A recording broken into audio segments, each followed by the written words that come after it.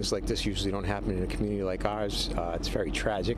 Investigators release autopsy reports today for 8 members of an Ohio family killed execution style. We begin tonight with a deadline that has passed for the mother of 2 missing children from Rexburg. Hey everyone, welcome back to my channel. In today's video, we're going to be discussing how Brooks Houck is back in the news again for some of his antics. It's crazy to me how he feels like he really is above it all. Even after being convicted, we will discuss some of the details of what he's alleged of doing.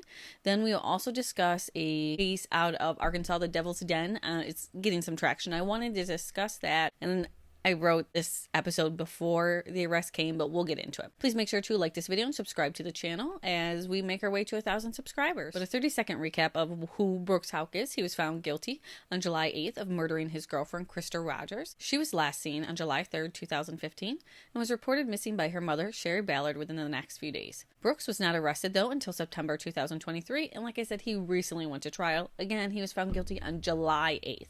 He is set to be sentenced for this crime on August 21st. But there was also a civil case in which we'll be talking about today, which was filed against Brooks by Crystal's mother, Sherry Ballard, and 4 of her kids. She had 4 kids prior to meeting Brooks, and then they had a kid together, so when she disappeared, she was a mother of 5. For this update, on July 17th, the Ballard family's attorney filed a motion in Nelson County Court alleging, after his conviction, that Brooks Houck made several phone calls with his longtime girlfriend, his sister, his mother, and of course his brother, discussing plans to sell off property. Now, according to this motion, Crystal's family became aware through multiple sources that Brooks and those closest to him were actively trying to sell or transfer assets, possibly to shield them from any judgment in the civil case. The motion also includes a signed affidavit from a man who told investigators that Rosemary Houck, Brooks' mother, called him on July 8th, the same day that Brooks was found guilty. She allegedly offered to sell him 13 properties. And according to this affidavit, she told him she'd just give him a call back with a price, but when she did, he didn't answer the call. There was also a recorded phone call. We saw transcripts between Brooks and his sister Rhonda, who testified in his defense at his trial, where he says all of it needs to go because we're on that civil trial is what's coming next. He goes on to say, they're going to take everything. They're going to take everything that I've got. So go ahead and try to get what you can for it. The filing also refers to phone calls between Brooks and his brother Nick Houck, who was actually a police officer when Crystal disappeared, where the two allegedly discussed transferring money, selling off vehicles and equipment, saying there's no reason not to at this point. In additional calls with his longtime girlfriend, Crystal, Brooks is heard saying, we'll try to figure out how we can sell the stuff. And according to the motion, the two began discussing selling off real estate, including unfinished homes that Brooks owns.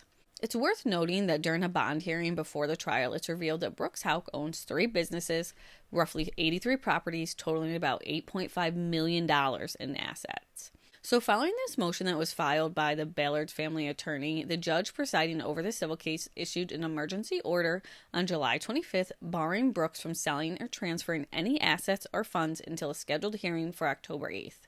Now, this wrongful death suit itself was filed back in 2023. It seeks compensation from Brooks for reimbursement for funeral expenses, as well as damages for physical and mental suffering caused by Crystal's death. To her 4 children, they lost their mother, including their son that they share. It's surprising that even though after sitting through his own trial and knowing that there were recorded phone calls used as evidence in the trial for one of his co-defendants, you would think that Brooke would know that these conversations were not a good idea. Hell, his brother, who was a police officer, would know that they were not a good idea. But the fact that he openly discussed selling assets on a recorded jail call despite everything that he's seen unfold in court is just hard to comprehend. But that's all I got for Krista Rogers right now. Steve Lawson is set for his scheduling coming up in the beginning of August. And then, like I said, Brooks Houck and Joseph Lawson are set to August 21st. Now, before we get into this next story, which of course is still developing, like I said, I actually wrote this script before I'm recording it. There was an arrest this morning, so most of this was written prior to the arrest. I just want to take a moment to be mindful of those who are hurting right now. Losing someone you love is something that no one should ever go through, and it's a pain that creates a kind of club that no one wants to be a part of. The family at the center of this tragedy has asked for privacy, and I believe not only do they deserve that privacy, but they should have it no matter what. Whether or not a public request was made, the space to grieve should always be respected. Now, at the same time, I do think it is important to acknowledge how easy it is for speculation to take over while information is limited. We've seen this happen time and time again, most recently in the case out of Moscow, Idaho, where innocent people, the roommates of the 4 people that were murdered, were unfairly scrutinized while the public tried to fill in blanks of what took place. But But I do also think it's important that we talk about these cases. They matter, and there's lessons that can be learned. We just need to do it in a way that's respectful and will have the most impact. But getting into the case, on Saturday, July 26th, 43-year-old Clinton David Brink and his 41-year-old wife, Kristen Amanda Brink, set out on a hike at Devil's Den State Park with two of their daughters, ages 5 and 7, a day that would end up changing lives forever. The family had just moved to the area, settling in Prairie Grove, Arkansas. The reports say that they only had their water turned on into their home within the most recent weeks. I think it was like July 16th. One article mentioned that Clinton had relocated for his job and he was scheduled to start on Monday. Now, Devil's Den is about 30 minutes from Prairie Grove. It is a large state park, over 250 acres, with 64 miles of trails, including 20 of them designated for horseback riding. Cell phone in parts of the park are unreliable, which has been noted several times through this case. A friend of the couple would describe them as great people, just great, down-to-earth people. They weren't judgmental, and they were very accepting of everybody. The first call came into EMS just before 2:30 p.m. from Washington County EMS reporting a possible assault. Law enforcement responded quickly and began searching the area for a possible suspect. Now, from what I've been able to gather, and again, this is still unfolding, we're still learning things, it sounds like Clinton was attacked first. Kristen reportedly ran with her daughters, bringing them to safety, either telling them to run to the home center or bringing them to somebody to tell them to run to the home center. And then it looks like she went back to where Clinton was, and she was also assaulted. Around 8:40 p.m., Arkansas State Police released a statement confirming two people had been found dead on a nearby walking trail. They have not specified exactly how the two people were killed. 5 News, a local news station in the area, started hearing some chatter about something serious happening at the Devil's Den State Park, where they arrived about 4:30 p.m. and they asked officials that were there what was going on, but they were told to leave. This raised some questions as to what took so long from this 4:30 p.m. conversation to why something wasn't released until 8:40 p.m. According to officials, the delay was due to the remote location and the time it took to respond. They said that the Devil's Den is a rural area deep in the Ozarks, and it took time for special agents to arrive, locate witnesses, conduct interviews, and then gather enough accurate information to be able to release it to the public. Witnesses reported seeing the suspect driving a dark color sedan, possibly a Mazda, and may have either taken State Highway 170 or State Highway 220. The FBI is now assisting the Arkansas State Police with the investigation, providing additional personnel and specialized equipment to help. A photo of the person of interest was taken by someone on the trail Saturday, and it shows a man from behind, appearing to look out at trees. I'll go ahead and post a picture. He is described as a white male, medium build. He was last seen wearing a long sleeve shirt with sleeves rolled up, dark pants, a dark baseball cap, and sunglasses. He was carrying a black backpack, wearing fingerless gloves, and he may have been injured during the attack. A sketch was also released, drawn out from eyewitness descriptions. Police have been very careful with the wording when they released this photo, saying that the sketch was of a person of interest and not necessarily the suspect at the time. Investigators are asking anyone who visited Devil's Den on Saturday, July 26th to check their phones and videos for any images that might show this man. They're also asking anyone in the area who lives near the park that might have security or camera trails to review their footage and report anything that seems unusual. As of recording this, like I said, it's the morning of July 31st. As of now, the trails for the Devil's Den remain closed. It appears that they plan on doing that for a while, where they're able to search it fully, I'm assuming. That's my own opinion. And then they're able to release it. I'm not sure how the community feels about returning to that area. That's definitely going to be something that they have to look into. Arkansas State Police say they received numerous calls and tips, but have released few details publicly so far. If you have any information, you can feel free to contact 479-751-6663, or you can leave an anonymous tip at 501-618-TIPS. As I mentioned earlier, the couple's 2 daughters were reportedly not physically harmed, and according to news reports, they are now with family members. And speaking of the family, I wanted to share a statement that they released.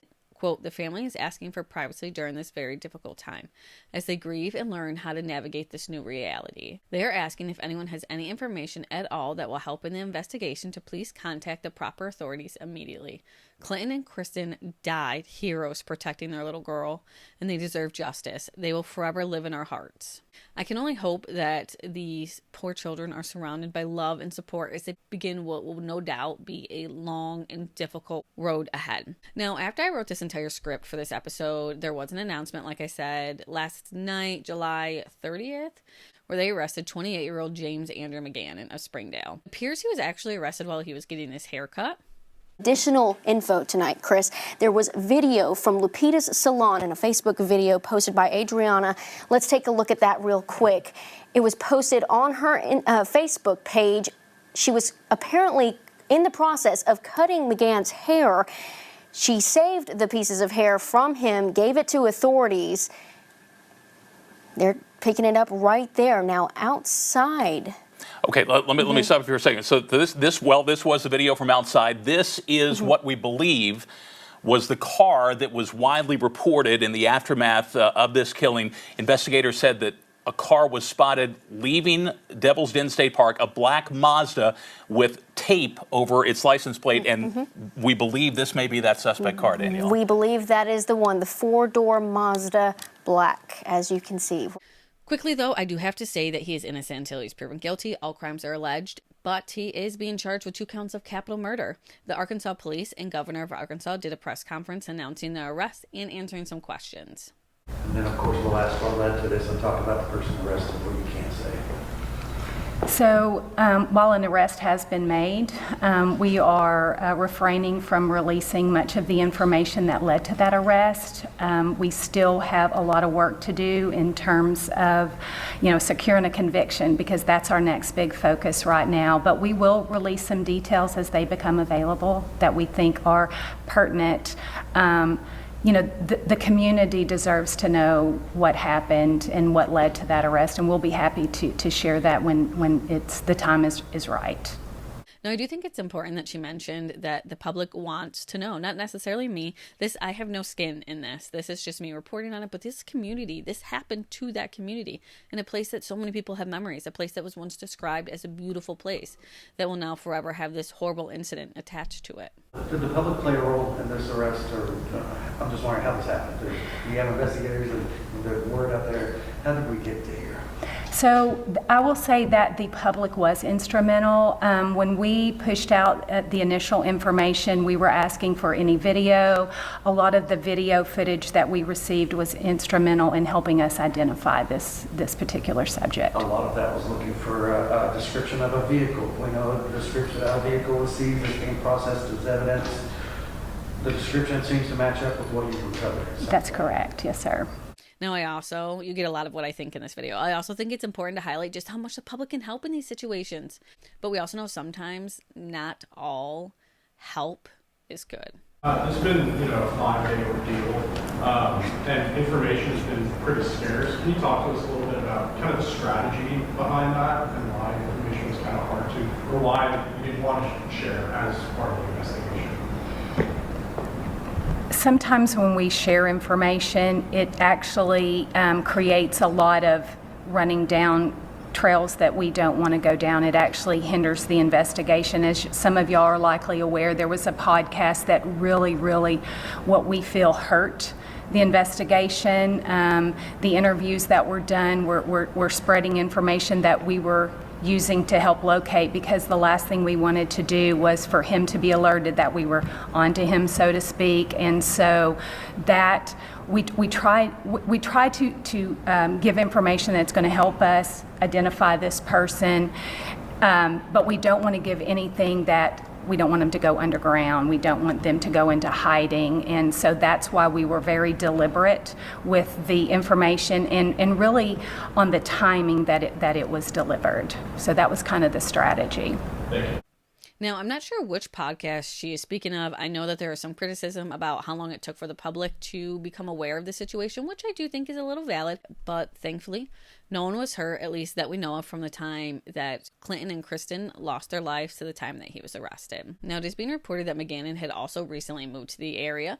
He had previously worked at the Spring Creek Elementary School in Broken Arrow, Oklahoma for the school year 2023 to 2024.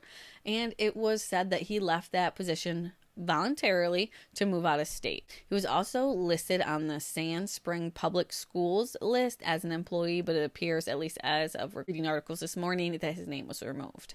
The more I read into this, the more I wonder if he is someone who's just attempting to get fame out of this. We saw how much coverage BK just got during that ordeal right after the incident, how much he got while they searched for the suspect after his arrest this entire time, and then after he just pled guilty. He had so much publicity, and I wonder if this was a cause for it. Why? It doesn't seem like there's any connection. We will have to obviously see more as this plays out. But I will probably move towards, as I'm reporting updates on this, not using his name as much, because I just feel like that is something that people like this want. And as I said before, I'm no one special. I'm no doctor, no lawyer. I have no degree in any type of psychology, sociology, any type of mind thing, nothing like that. But like I said, we'll just have to wait and see. As more comes out, I'll definitely keep you guys updated. The rest just came out. I'm recording this July 31st. So there could be something that came out between now and then. Just keep that in mind as you're watching this. But that's all I have. Until the next video, stay safe out there. This world is an ugly, ugly place.